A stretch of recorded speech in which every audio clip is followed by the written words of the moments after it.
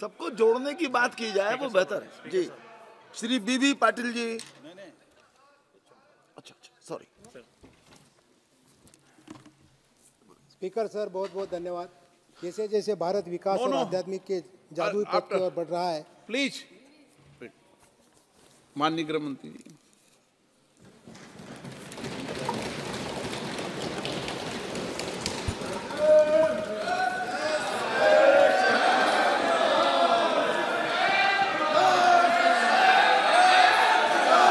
माननीय अध्यक्ष जी, मैं सबसे पहले तो आपका धन्यवाद देना चाहता हूं कि आज़ादी के बाद जो कुछ राष्ट्र के जीवन में महत्वपूर्ण प्रस्ताव आए हैं, उसमें से एक प्रस्ताव श्री राम जन्मभूमि पर मंदिर के निर्माण का, उसमें मुझे मेरे विचार रखने के लिए आपने मौका दिया, इसलिए हृदय से मैं आपका धन्यवाद करना चाहता हूं। मान्यवर, मैं देश की 140 करोड़ की जनता की ओर से भी आसन का, स्पीकर साहब का धन्यवाद करना चाहता हूं, क्योंकि ये जो सदन है वो नियम से तो चलता ही है।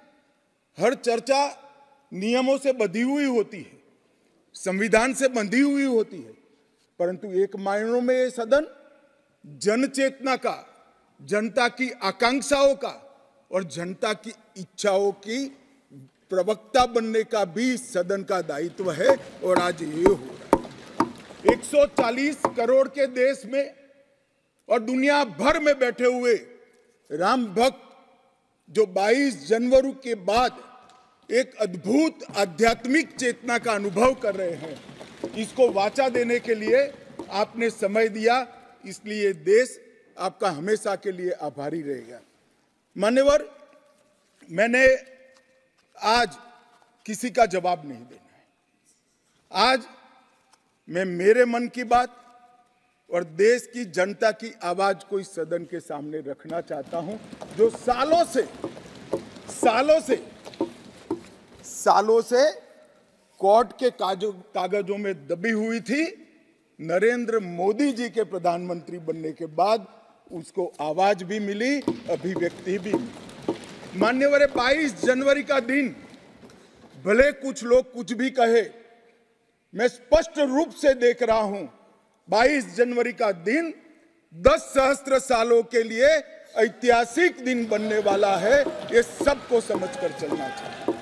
मान्यवर, जो इतिहास को पहचानते नहीं, ऐतिहासिक पलों को पहचानते नहीं, वो अपने अस्तित्व को, अपने वजूद को कहीं ना कहीं खो देते हैं। मैं आज फिर से एक बार कहने वाला हूं मान्यवर कि 22 जनवरी का दिन 10 सहस्त्र से भी अधिक सालों तक इस देश का ऐतिहासिक दिन है। मान्यवर, 22 जनवरी का दिन 1528 से शुरू हुई एक संघर्ष और अन्याय के सामने लड़ाई का, एक आंदोलन के अंत का दिन है। 1528 से चली हुई ये न्याय की लड़ाई यहां पर समाप्त। मान्यवर, 22 जनवरी का दिन करोड़ों भक्तों के आशा, आकांक्षा और सिद्धि का दिन है। उनकी आज आशा आकांक्षाएं सिद्ध हुई है। मान्यवर, 22 जनवरी का दिन भारत की, समग्र भारत की, मैं चाहूंगा कि समग्र भारत पर पूरा सदन गौर करे।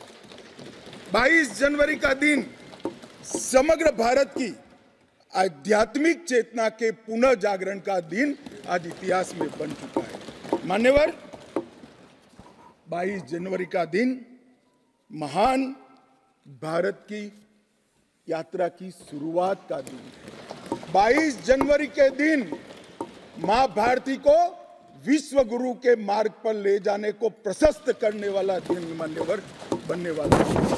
मान्यवर, ये देश की कल्पना राम और रामचरित्र के बगैर कर ही नहीं सकती। जो इस देश को पहचानना चाहते हैं, जानना चाहते हैं, जीना चाहते हैं, राम और रामचरित मानस के बगैर वो जी ही नहीं सकते। राम का चरित्र और राम ये देश के जनमानस का प्राण है, ये सबको समझना चाहिए, सबको स्वीकारना चाहिए। और इसीलिए मान्यवर, हमारे संविधान की पहली प्रत से लेकर महात्मा गांधी के आदर्श राज्य की कल्पना को राम राज का नाम दिया गया, संविधान में भी राम दरबार को स्थान दिया गया। मान्यवर, जो लोग राम के अलावे भारत की कल्पना करते हैं वो भारत को नहीं जानते, वो हमारे गुलामी के काल का प्रतिनिधित्व करते हैं। मान्यवर, राम व्यक्ति नहीं है, राम प्रतीक है। करोड़ों लोगों का आदर्श जीवन कैसे जीना चाहिए, इसीलिए उनको मर्यादा पुरुषोत्तम किया गया। राम का राज्य किसी एक धर्म, एक संप्रदाय के विशेष के लिए नहीं है। राम का राज्य, आदर्श राज्य कैसा होना चाहिए, इसका प्रतीक न केवल भारत, समग्र दुनिया के देशों के लिए बना हुआ है मान्यवर। और इसलिए मैं मानता हूं कि राम और राम के चरित्र को फिर से प्रस्तावित करने का काम 22 जनवरी को हुआ है, मोदी जी के हाथ से हुआ है। वो इस देश के लिए सौभाग्य का विषय है मान्यवर। हम सब उन सौभाग्यशाली लोगों में से हैं जो 1528 वहां पर राम मंदिर देखना चाहते हैं। पीढ़ियां चली गई, हजारों लोग, लाखों लोग शहीद हुए, संघर्ष किए, आंदोलन किए, मगर ये दिन देखना स्वप्न में नहीं आया। आज हम सब बहुत सौभाग्यशाली है कि इस देश को हम देख सकते हैं मान्यवर। भारत की संस्कृति और रामायण को अलग कर कर देखा ही नहीं जा सकता। कई भाषाओं में, कई प्रदेशों में और कई प्रकार के धर्मों में भी रामायण का जिक्र, रामायण का अनुवाद, रामायण से बनी परंपराएं और रामायण को अपने राष्ट्रीय चेतना का एक आधार बनाने का काम हुआ है। कई सारे रामायणों का उल्लेख है। संस्कृत में वाल्मीकि रामायण, अध्यात्म रामायण, आनंद रामायण, अवधी में रामचरितमानस, उड़िया में 13 प्रकार के रामायण, तेलुगु में रंगनाथ रामायण, रघुनाथ रामायण, कन्नड़ में कुमुदेंदु रामायण, तोरवे रामायण, बतलेश्वर रामायण, असमिया में कथा रामायण, सप्तकांड रामायण, और शंकरदेव ने भी वरगीत के अंदर रामायण का वर्णन किया। बंगला में भी रामायण मिलेगा, कश्मीर में भी राम अवतार चरित मिलेगा, बौद्ध परंपराओं में भी हनुमान जातक में रामायण का जिक्र मिलेगा, मैथिली में भी रामायण है, पंजाबी में गोविंद रामायण है। इतना ही नहीं, ओवैसी साहब चले गए, मुल्ला मसीही ने भी रामायण मसीही लिखकर सबके लिए इस आदर्श को प्रस्तावित किया है। कई सारे देशों में भी रामायण को स्वीकारा है और एक आदर्श ग्रंथ के रूप में प्रस्तावित किया है। विदेशों में नेपाल, जावा, इंडोनेशिया, कंबोडिया, तिब्बत, ये सभी देश भाषाओं में रामायण का अनुवाद भी हुआ है और उससे प्रेरणा भी ली जाती है। हमारे यहाँ आदिवासी जीवन भी एक प्रकार से अलग संस्कृति से, अलग परंपराओं से रचा बचा।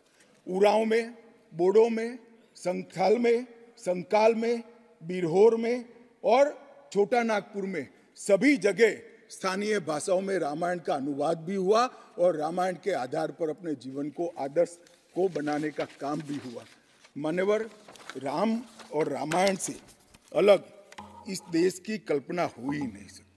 मान्यवर, ये जो राष्ट्र की इच्छा की परिपूर्ति सम्माननीय मोदी जी के हाथ से 22 जनवरी को अभिजीत मुहूर्त में हुई है, ये लड़ाई 1528 से लड़ी जा रही है।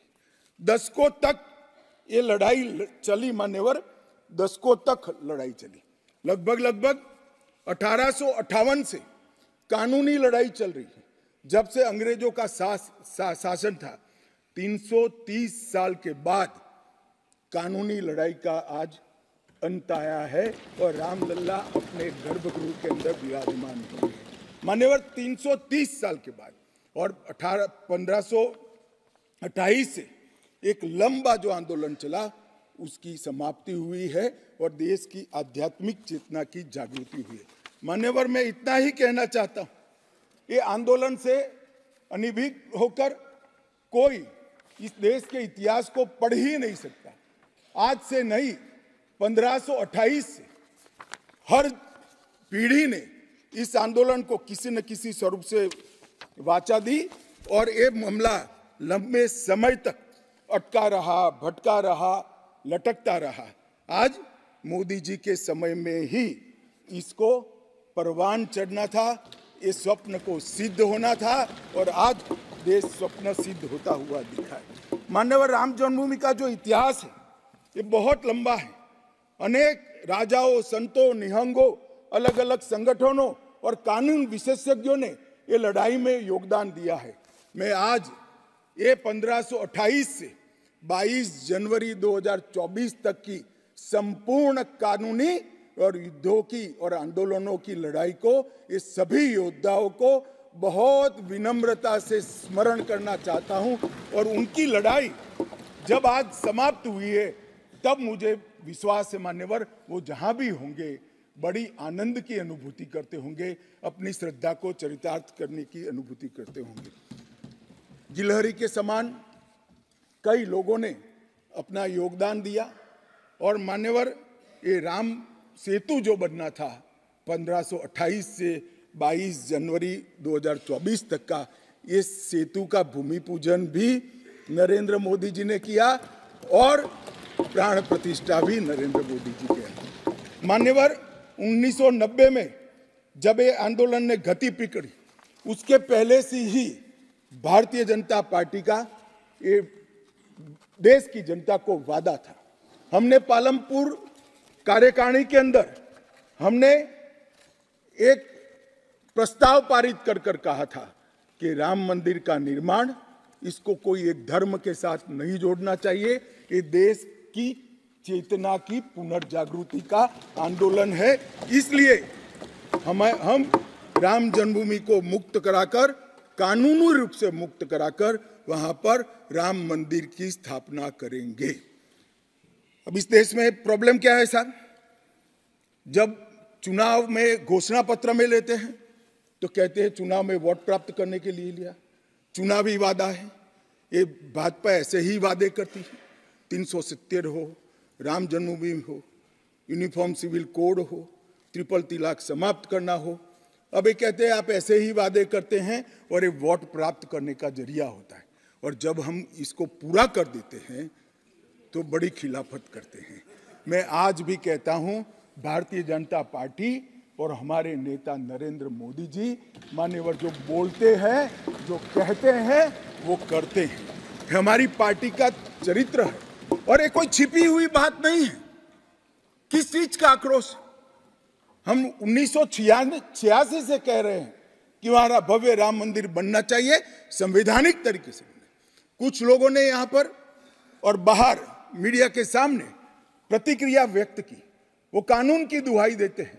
मैं उनको पूछना चाहता हूं कि मान्यवर, क्या सुप्रीम कोर्ट की 5 जजों की खंडपीठ के जजमेंट से आप वास्ता रखते हो या नहीं रखते हो? भारत के संविधान से वास्ता रखते हो या नहीं रखते हो? किसी ने अगर सुप्रीम कोर्ट की अवहेलना कर वहां पर मंदिर बनाया होता तो आप कुछ भी कह सकते थे, मगर जब देश की सर्वोच्च अदालत के 5 जजों की खंडपीठ ने, और जिसकी अध्यक्षता स्वयं चीफ जस्टिस ऑफ इंडिया और आने वाले 4 चीफ जस्टिस कर रहे थे, ऐसी महत्वपूर्ण बेंच ने जब ये निर्णय लिया, तब आप कैसे कन्नी काट सकते हो? मान्यवर, निर्णय पसंद हो तो स्वीकार कर लेना, सुप्रीम कोर्ट का सम्मान करना, और कोई निर्णय पसंद ना आए तो सुप्रीम कोर्ट के भी बड़ा बूढ़ा करना, ये ठीक नहीं है। मान्यवर, सुप्रीम कोर्ट के निर्णय ने आज पूरी दुनिया में भारत के पंथ निरपेक्ष चरित्र को उजागर किया है। दुनिया में एक भी देश ऐसा नहीं है जहां बहुमत समाज ने अपनी आस्था का निर्वहन करने के लिए इतनी लंबी कानूनी लड़ाई लड़ी। हमने राह देखी है, सुप्रीम कोर्ट में लड़ाई लड़ी, और सुप्रीम कोर्ट का जजमेंट आने के बाद वहां पर आज भव्य राम मंदिर बना है। मान्यवर, जो बोल रहे हैं उनको भी सब मालूम है कि क्यों बोल रहे हैं। मैं आज फिर से कहना चाहता हूं, हमारे गुजरात में एक कहावत है, हवन में हड्डी नहीं डालनी चाहिए। पूरा देश जब आनंद में डूबा है, पूरा देश आध्यात्मिक चेतना की जागृति का अनुभव हो रहा है, भैया स्वागत कर लो, साथ में जुड़ जाओ। इसी से देश का भी भला है और सबका भला है। मान्यवर, एक लंबी लड़ाई के बाद स्थगितता में पड़े हुए मामले को नरेंद्र मोदी जी ने एक युग परिवर्तन करने के लिए, जब मोदी जी को देश की जनता ने लंबे समय के बाद और कांग्रेस के बगैर किसी दल ने पहली बार पूर्ण बहुमत के साथ प्रधानमंत्री बनाना, तब से ये लड़ाई शुरू हुई। मान्यवर, 14 से 19 तक राम जन्मभूमि मंदिर की लड़ाई चली, उसका ट्रांसलेशन हुआ, सालों लगे, लाखों पेज का अनुवाद हुआ, अनुवाद होकर कोर्ट के सामने गया, बीच में चुनाव आ गया, कोर्ट ने माना कि चुनाव के वक्त फैसला देंगे तो इसको शायद अलग दृष्टि से देखा जाएगा, कोई बात नहीं। चुनाव के बाद फिर से मोदी जी आ गए और फिर केस चला और अंततोगत्वा जब कोर्ट ने न्याय किया, तब 5 अगस्त 2019 को मोदी जी ने इसकी नींव रखकर इसकी शुरुआत। मान्यवर, ये जो 20 से 24 की यात्रा है, वो 20 से 24 की यात्रा भी समझनी चाहिए। राम जन्मभूमि का आंदोलन ऐसे ही नहीं चला, इसके साथ हर गांव, हर घर में हर करोड़ों राम भक्त, अनेक संगठन, भारतीय जनता पार्टी, राष्ट्रीय स्वयंसेवक संघ समेत घर घर गए, शिला लेकर गए, पूजा की और वो पत्थर को राम मंदिर की शिला बनाकर अयोध्या तक पहुंचाने का काम। करोड़ों लोगों ने अपनी श्रद्धा, अपनी इच्छा संवैधानिक तरीके से, शांतिपूर्ण तरीके से अयोध्या पहुंचाई और सुप्रीम कोर्ट ने जब जजमेंट दे दिया, निर्णय दे दिया, तब जाकर राम मंदिर के निर्माण की शुरुआत हुई। अडवाणी जी ने सोमनाथ से अयोध्या यात्रा भी की और इसके साथ साथ निहंगों ने शुरू करी हुई लड़ाई, अशोक सिंघल जी जो चरम सीमा पर ले गए थे, अडवाणी जी ने जन जागृति की और मोदी जी ने जन आकांक्षा की पूर्ति कर कर एक आध्यात्मिक चेतना का जागरण कर दिया। मान्यवर,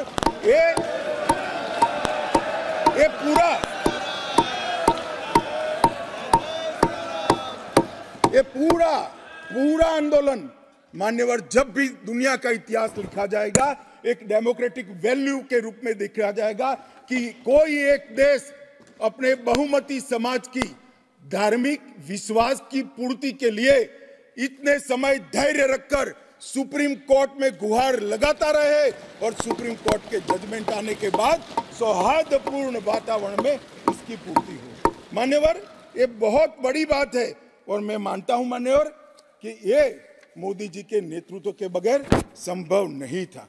मान्यवर, मैं इतना ही कहना चाहता हूं कि जब राम मंदिर का निर्माण हो रहा था तब, और जब जजमेंट आया तब, कई लोग आगास लगा रहे थे, कई लोग अनुमान कर रहे थे, इस देश में रक्तपात हो जाएगा, इस देश में दंगे हो जाएंगे, इस देश में धर्म के बीच में बड़े विवाद होंगे। मगर मैं आज इस सदन को कहना चाहता हूं, ये भारतीय जनता पार्टी की सरकार है, नरेंद्र मोदी इस देश के प्रधानमंत्री।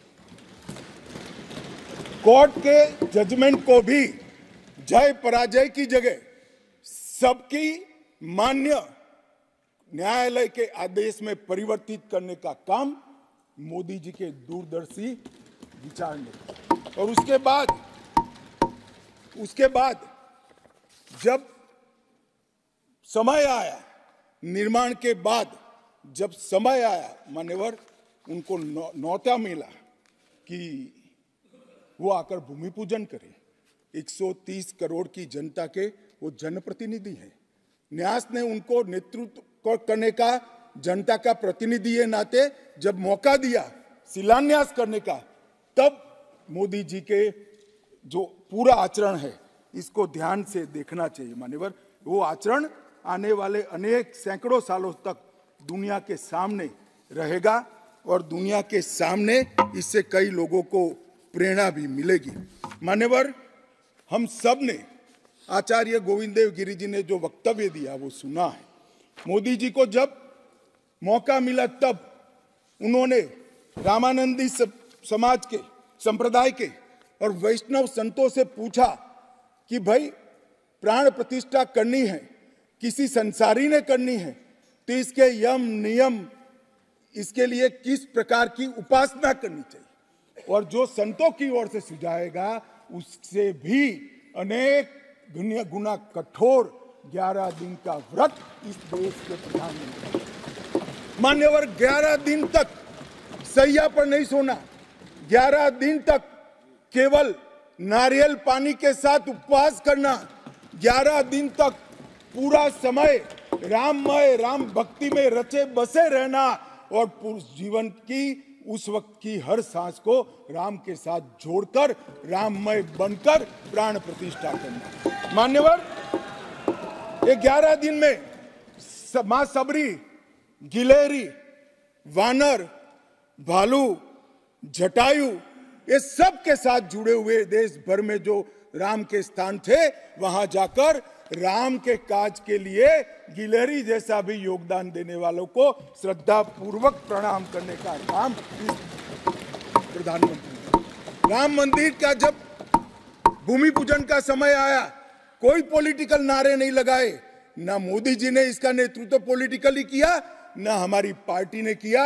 हर रोज एक राम का भजन अलग अलग भाषा में ट्वीट कर एक भक्ति का आंदोलन शुरू किया। मान्यवर, इस देश में कई सारे भक्ति के आंदोलन खड़े हुए हैं, ढेर सारे आंदोलन खड़े हुए। मान्यवर, इस देश में भक्ति का आंदोलन कोई नया नहीं है। मान्यवर, मीरा ने चलाया, गुजरात में नरसिंह मेहता ने चलाया, रामानंद ने चलाया, एकनाथ और ज्ञानेश्वर ने चलाया, शंकरदेव और माधवदेव ने असम में चलाया, चैतन्य महाप्रभु ने चलाया, समर्थ रामदास ने चलाया। ये सब भक्ति आंदोलन समय समय पर देश को मजबूत करने का काम किया है, सनातन धर्म को टिकाने का काम किया है और सनातन धर्म के प्रति सबकी आस्था को बंधाने का काम। घनघोर अंधेरी रात में एक ध्रुव तारे की तरह ये भक्ति आंदोलन ने देश के जनमानस का नेतृत्व किया। भारत के ही छोर में 10 सिख गुरुओं ने अनेक प्रकार के बलिदान, एक दशम पिता ने तो अपना सर्वस्व दान कर दिया। इस प्रकार के त्याग की भी इस देश की परंपरा रही, परंतु ये समग्र भारत के हजारों साल लंबे सांस्कृतिक और राजनीतिक इतिहास में एक शासक ने, एक जनता के व्यक्ति ने, एक जनता के प्रतिनिधि ने अपने यम, नियम, तप और उपासना से भक्ति चेतना की जागृति की, तो इसका एकमात्र घटना नरेंद्र मोदी जी ने की। और मैं तो स्वयं अनुभव कर रहा हूं। मैं उस दिन बैठा था लक्ष्मी नारायण मंदिर में, दिल्ली में बिरला मंदिर में, जो जनता थी, जो लोग थे, सबकी आंखों में आंसू थे। पूरा देश राममय हो गया था और जय श्री राम के नारे लगा रहा। मान्यवर, मोदी जी ने बड़ी शालीनता के साथ विजय के, पराजय के कोई भाव के बगैर जय श्री राम के युद्ध के नारों से पूरी दुनिया जानती है। जय श्री राम की वानर सेना का युद्ध का घोष था, पूरी दुनिया जानती है। जय संघर्ष चला तब जय श्री राम चला और मंदिर बना तो जय सिया राम हो गया। संघर्ष से भक्ति की यात्रा पूरे देश को आगे ले जाने वाली यात्रा है। मान्यवर,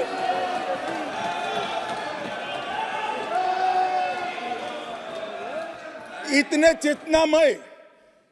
चेतनामय वातावरण के अंदर भी विभाजन की बात करने वाले लोगों से मेरा करबद्ध निवेदन है, समय को पहचानो, एकता के संदेश को स्वीकारो और आगे देखकर चलना शुरू करो, भारत की और हम सब की भलाई। मान्यवर, ये बहुत बड़ा संदेश मोदी जी ने दिया है और मैं फिर से एक बात कहना चाहता हूं, जिसने संन्यास्त नहीं लिया है, जो सन्यासी नहीं है, जो किसी पंथ संप्रदाय का उपदेशक नहीं है, ऐसा व्यक्ति और जो देश का शासक है, प्रधानमंत्री है, प्रधान सेवक है, ऐसा व्यक्ति आध्यात्मिक चेतना, भक्ति की चेतना खड़े हुए, ये दुनिया में ऐसी मिसाल शायद ही कहीं नहीं मिली। मान्यवर, मैं ये जरूर कहना चाहता हूं, इस सदन में खड़े होकर गौरव के साथ कहना चाहता हूं कि मोदी जी मेरे नेता है, मेरे पार्टी के नेता है, मेरे पार्टी के प्रमुख नेता है। मान्यवर, मोदी जी ने एक ऐसा नेतृत्व दिया जिसने अनेक समय पर नेतृत्व के गुण क्या होते हैं इसका परिचय देने का काम किया।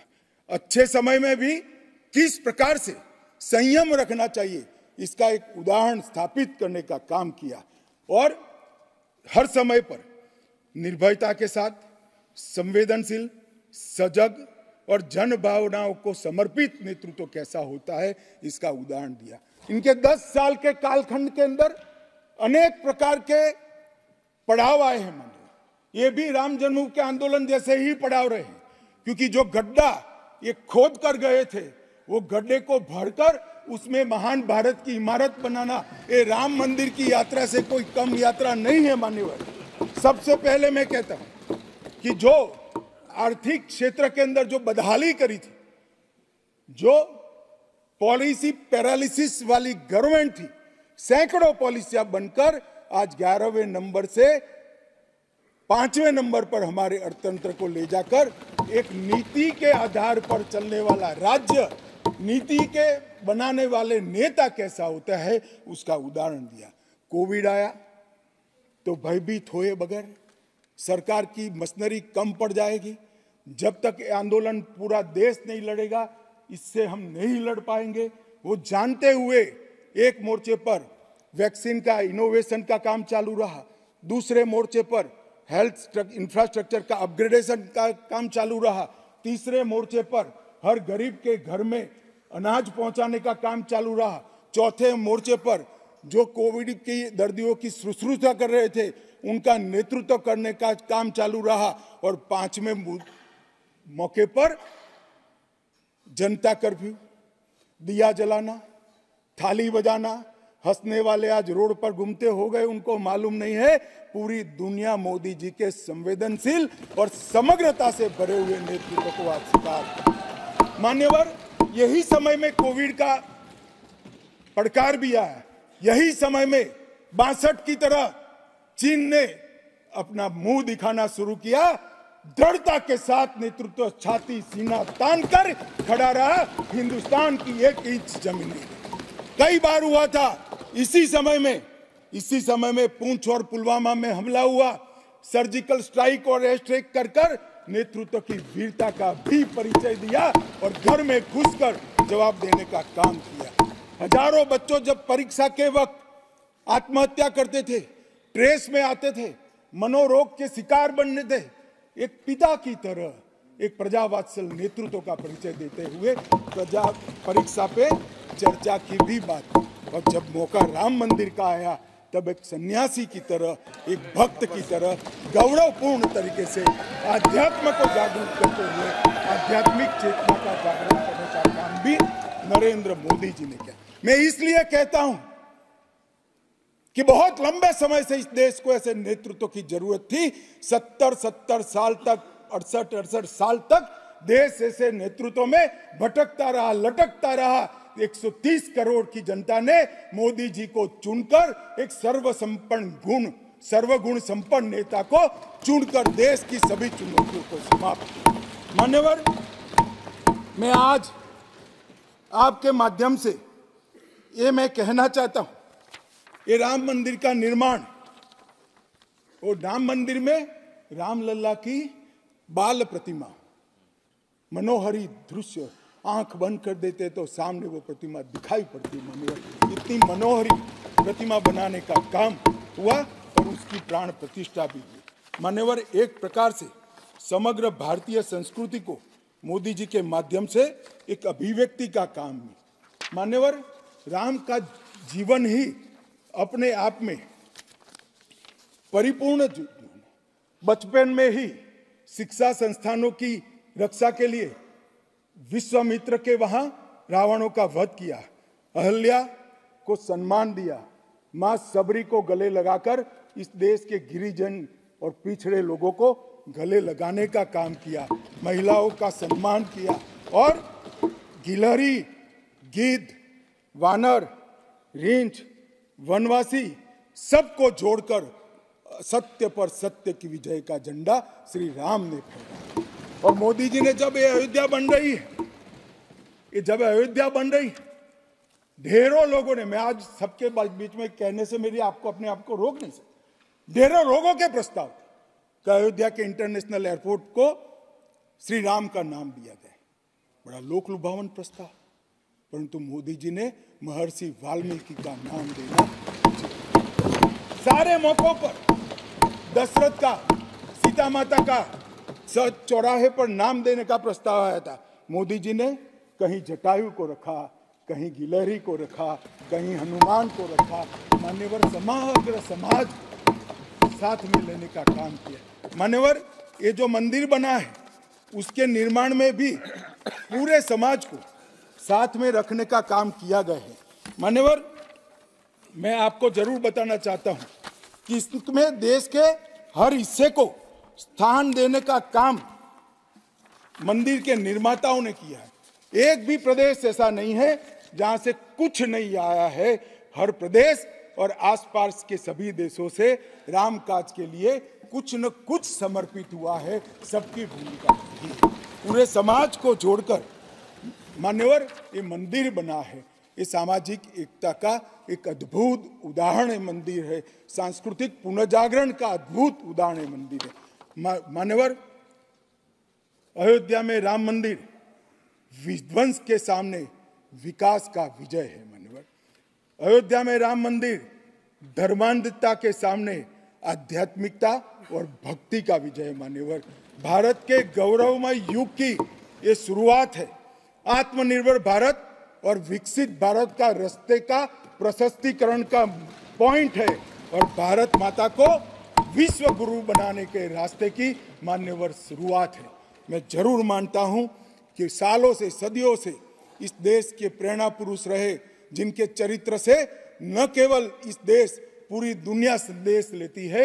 ऐसे प्रभु श्री राम को मूर्ति का अपने निज घर में स्थापन से इस देश का जो नया युग शुरू हुआ है ये बहुत शुभांकर होगा और आने वाले दिनों में 2024 में भी मोदी जी के नेतृत्व में यहाँ सरकार बनेगी और ये शुभांकर शुरुआत हुई है, उसको गंतव्य स्थान पर ले जाने का काम करेगी। मान्यवर मेरा बहुत बहुत धन्यवाद। मेरे शब्द और विचार